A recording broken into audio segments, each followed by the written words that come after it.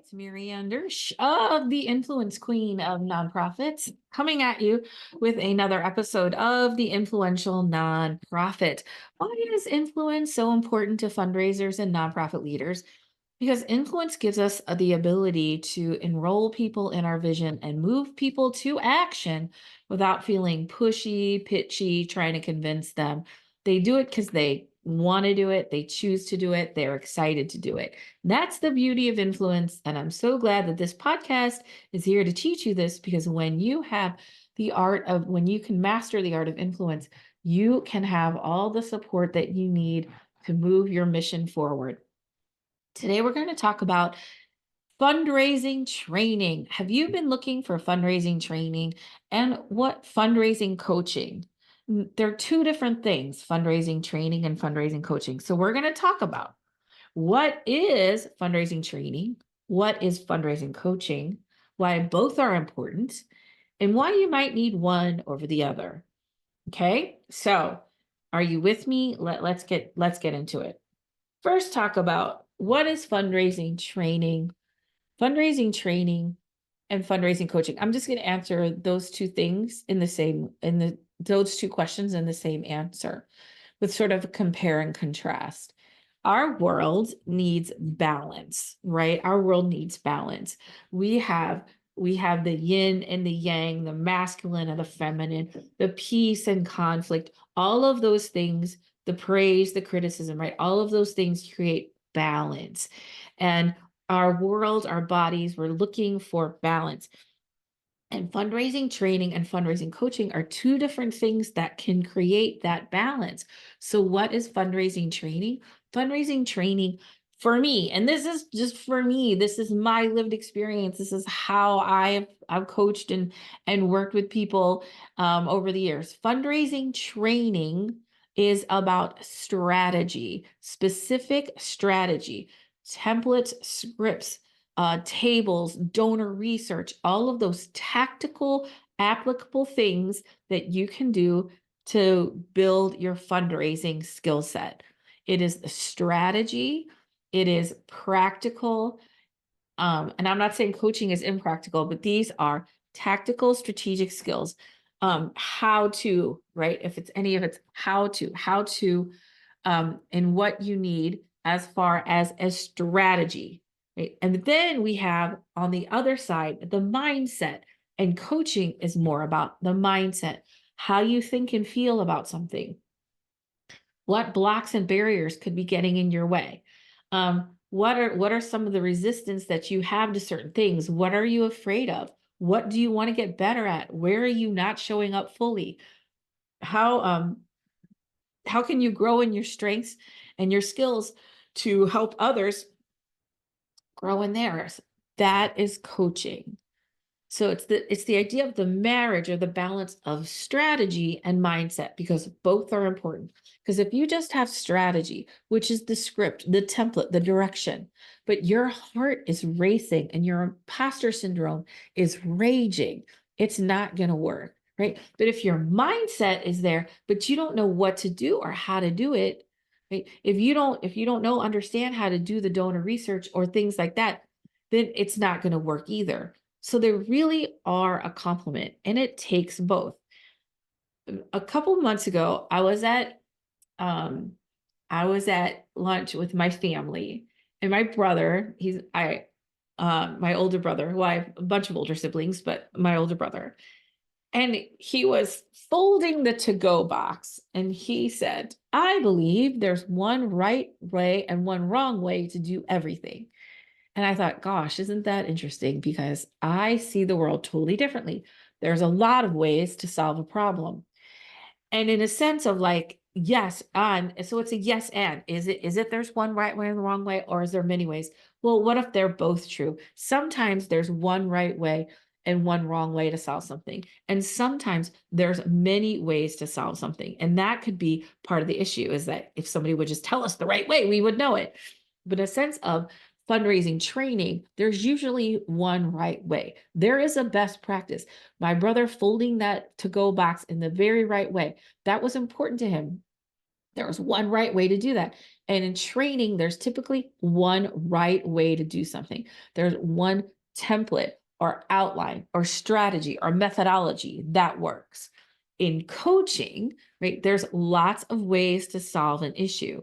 And it's really about how you experience the world and the world through your lens. What barriers come up for you?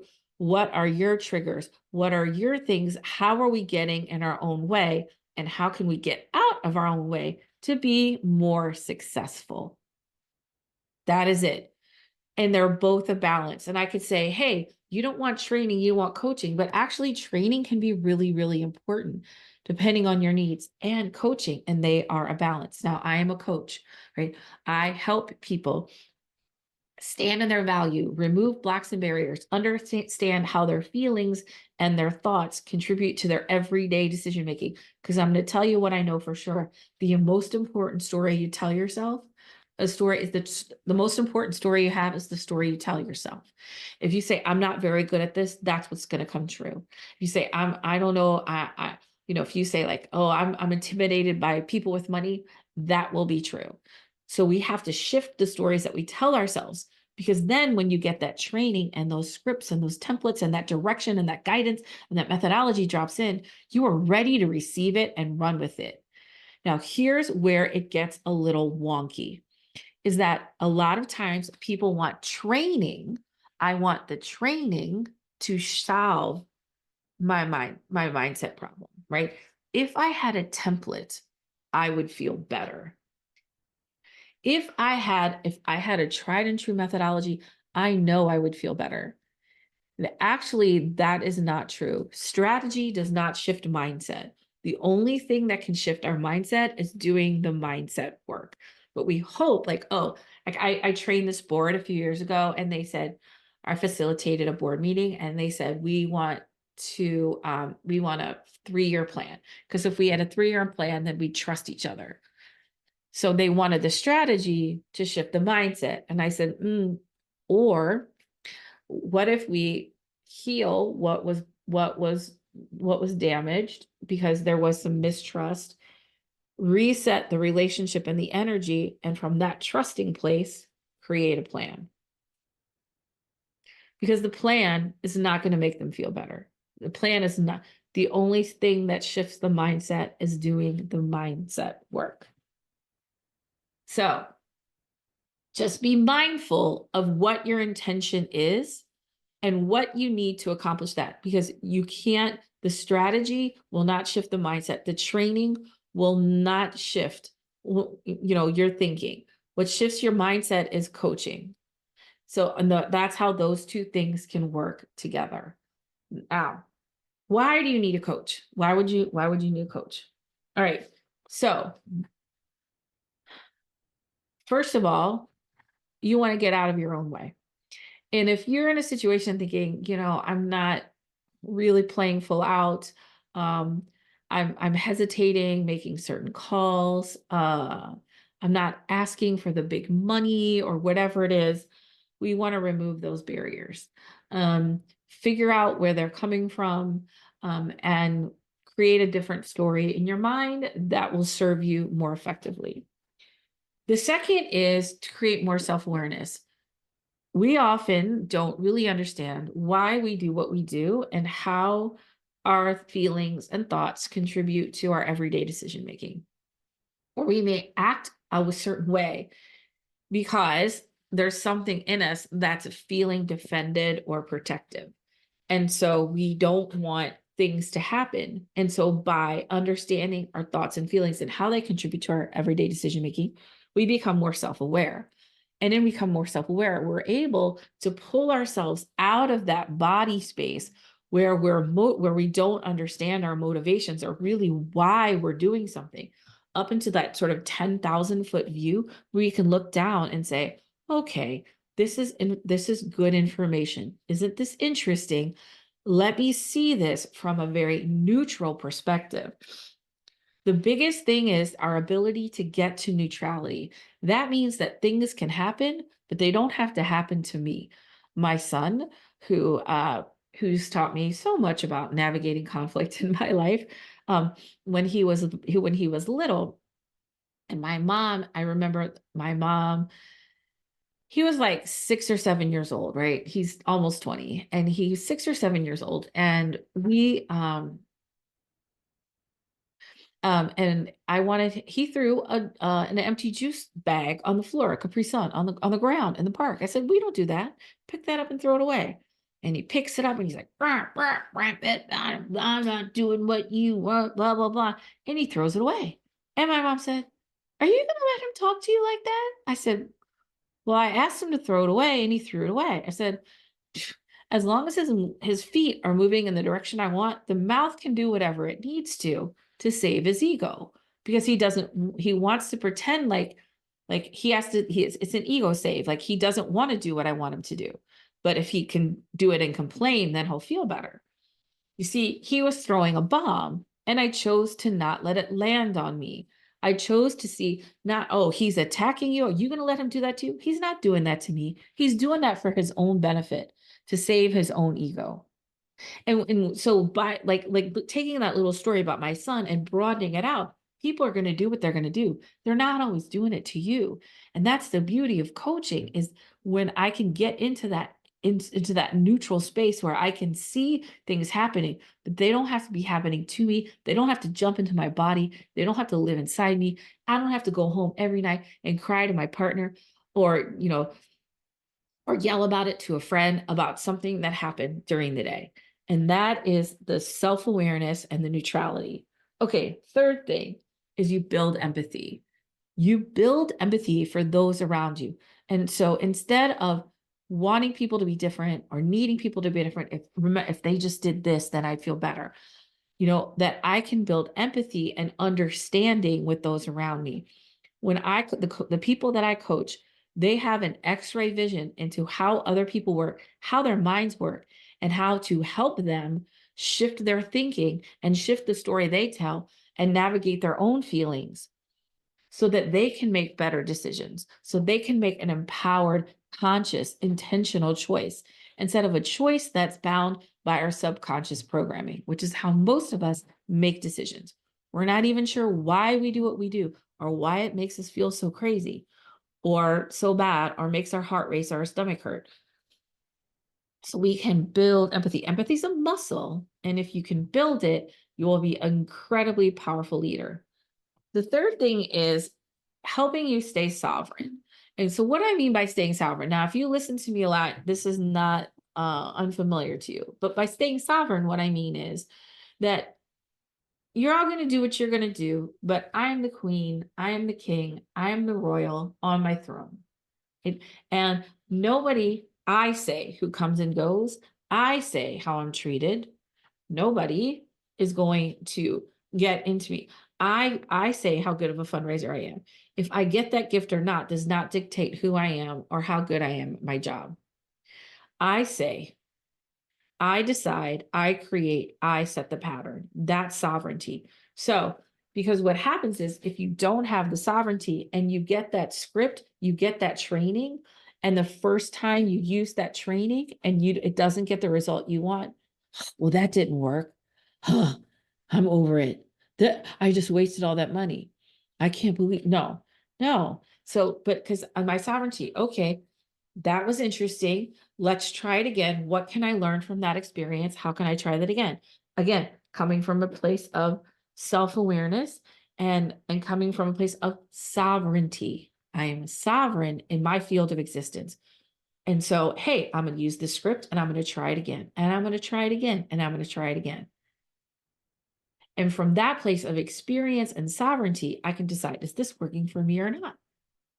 Because I'm staying sovereign. And sovereignty is the most important thing. And sure, I get knocked off my throne. I get knocked off my throne a lot, but my bounce back rate is really high. I can do the work, I process the feelings, and I get right back on. And that's what coaching can do for you. It just helps you feel less like you're going down the rapids, like bouncing from side to side, and more about kind of like being a reed in the water. I'm firmly rooted, I'm supported in trust and abundance. And then, but if as I sway from side to side, that's okay. I have the roots, I have the foundation. All right, so that's why you need coaching. Let's talk about the types of coaching that there are. And there's lots of different ways to access coaching. But here's and I can show you what I can tell you about what I do, but there's basically three, I would say, main types of coaching. One is individual. That's the one-on-one where you would meet with a coach and meet with them regularly, maybe and talk through some things. And then maybe you're working on some issues, they provide some accountability, there's some outcomes that you want to get, and that's a one-on-one thing. And it's typically over a period of time, right? Like no one has a magic wand, right? No one goes to the gym one time and is fit. Okay. So this is a practice, and you're going to work with a one-on-one over a period of time. The second is group coaching. Okay. And I use a group coaching model, and I have a course, right? So there's a short-term group coaching and long-term group coaching. So a short-term group coaching could be a course or a cohort, or a 3-month or 6-month program where you're coming in, you're getting a bunch of coaching in a group setting, and then you're out and you learn and then you go. Perfect, right? Um, the second is a long-term group coaching. So you could commit to being a part of a group for a year or 2 years to really master some skills. Now, I just completed 5 years, actually a few more months than 5 years. And the last group I was in with my business coach, Michelle Villalobos. I'm a coach, so I get coached because I'm in alignment.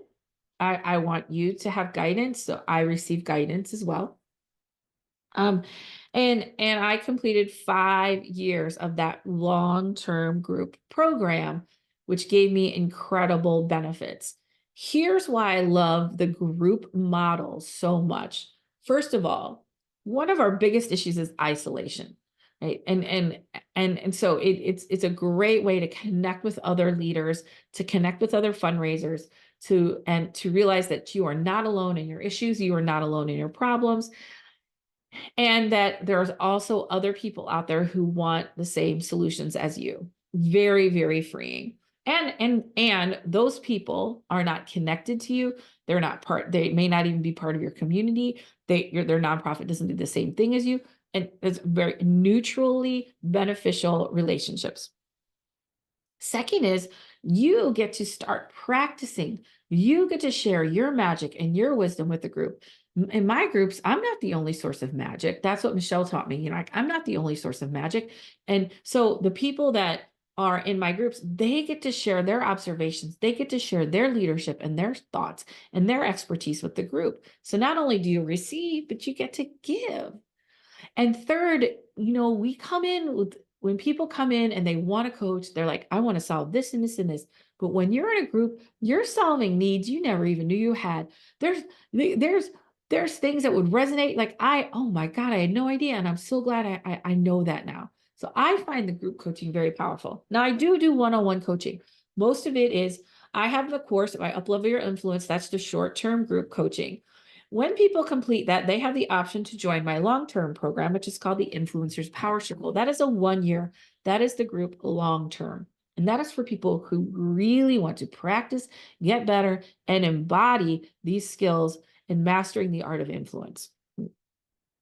And mastering their mindset so that they can show up incredibly powerful and it releases so much conflict in your world. Okay, so let's talk about what outcomes you can expect from either fundraising training or fundraising coaching, and how to really get the best outcomes. Right? First of all, start with a clear intention. And a good coach or a good trainer should be asking you these questions before they enroll you in anything. Because from my perspective, I want to make sure I can meet your needs before I enroll you in my program. Not everybody is a good fit for what I do, and that's totally okay. But what is my intention? What do I want to shift because of this experience? What do I want to gain? Like, what's not working for me now? What do I want to have work better? Having that clear intention going in is very helpful because it holds you accountable and them accountable for making sure that whatever that intention is realized. And second is you cannot abdicate your success. And this is why I don't do the traditional consulting model where it's like, oh, hey, we did an RFP and we analyzed all the ways that we're sick and how much would it cost you to heal us? Please go as low as possible and do it for as little hours as you can. That's not, no. Because if you say, okay, I'm going to give this company $30,000 and I'm going to abdicate my fundraising to them, I don't have to think about it anymore because they're doing it, then that is not going to work with you because what you're looking for is a hero or a savior. And the second that they don't deliver, they become the villain. And you get to stay in your happy place of being a victim. Oh, woe is me. I don't know how to fundraise. I'm going to give you money. Okay, now where's my money? My money's not coming. Oh, woe is me. You didn't deliver. You have to be 100% committed to your outcomes. And what you're looking for in coaching or training is a partner that is willing to work with you to help you achieve those outcomes. And so I am 100% committed to, growing our individual giving donor base by 10% this year. We are committed to that. I'm just looking for somebody who can help me provide the coaching or training for us to receive that, to achieve that. Receive, achieve, whatever. You know what I'm saying? You can't abdicate to others. And that is why like training sometimes or coaching sometimes doesn't work because you're like, well, I'm paying you to fix this. Why isn't it fixed? You still have to be 100% invested in the outcomes. You're just creating partners to help you with the expertise that you don't have in either strategy or mindset, training or coaching to help you fill in what you understand. Okay. The last thing I want to say about outcomes is things take time. I had a call the other day and this person was saying how they don't have a culture of philanthropy and blah, blah, blah. And no one really is focused on growing the donor base. And in fact, they didn't have a development person for like 3 or 4 years, just got back in the job. And the organization's like, so where's the money? We just hired a fundraiser. Where's the money? Whoa, whoa, whoa, whoa. Things take time. And coaching takes time, training takes time. It's like if you're a fundraiser and you're coming into the job, it takes 18 months to really grow those relationships. And the same as coaching or training. Oh, can you come talk to my board for 2 hours, and address an issue that's been going on for 5 years and think it's going to be solved? No, right? Things take time and they take some patience and some ability to keep practicing, stay in that sovereignty, no matter what the external outcome. So be patient. Okay. So start with your intention or your outcomes. Don't abdicate responsibility. Be patient. And the last thing is hold your accountability to yourself, to whatever, who can hold you accountable. And sometimes coaches are the best people to do that. Part of the service that I provide to my clients is, stepping into, sometimes you are called to do something before you feel really ready to do it, or something that scares you. And I can hold you accountable for stepping into that discomfort and helping you navigate that as you go through that. So just holding yourself and others accountable for the results you get. But no one can be more committed to your outcomes than you, my friend, than you. All right. In conclusion, here's what we learned.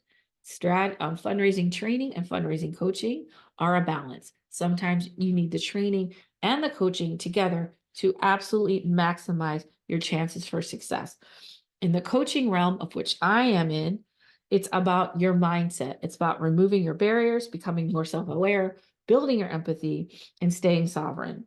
And the types of coaching, it can be individual, group, short-term, or group long-term. There's a lot of options there. But just remember that you, whether you're training or coaching, whoever you hire, it's a partnership. You have to be invested in your outcomes and be committed to getting those outcomes. You're just looking for somebody to help you achieve those. If you start there, you're going to win. And if you're looking for a fundraising coach, I'm here. This is my genius, is really helping people understand how their thoughts and feelings um, contribute to their everyday decision making, removing blocks and barriers, claiming your sovereignty, and helping you navigate that next level of productivity, that next level of leadership, that next level of, of your contribution, to help you access that person and like bring her into today, into now. And that's it for this episode of the Influential and Nonprofit. If you want to connect with me about what it looks like to work with me, I would love to do that. There is a link in the show notes, and I'm happy to chat with you. And let's see if you need a coach. And if you're ready for that, I am ready to talk with you about it. We'll see you next time on the Influential Nonprofit.